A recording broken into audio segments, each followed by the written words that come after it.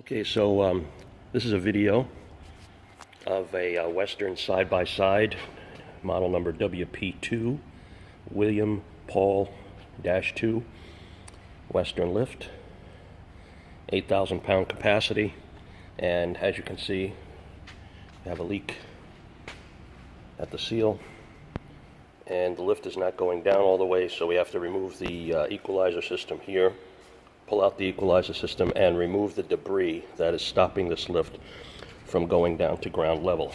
As you can see, it's up about 2.5 to 3 inches. That side is a little lower, so most likely this is the culprit right here. For some reason, it's usually only one side.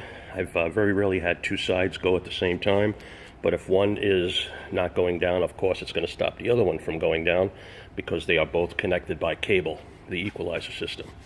So stand by and I'll be right back. It's going to raise it.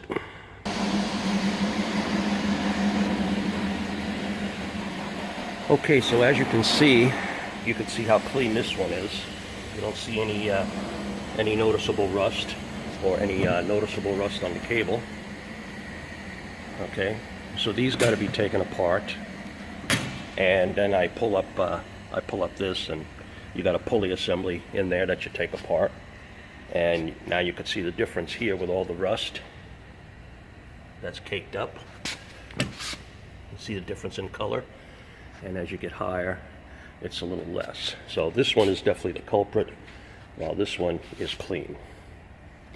For some strange reason, only one side at a time, but it makes my job a whole lot easier. So let me get started, and I'll be back in a little bit with another video of when it's apart.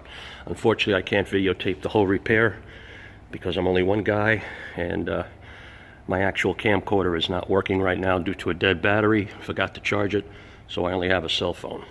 Okay, we'll be back with part 2.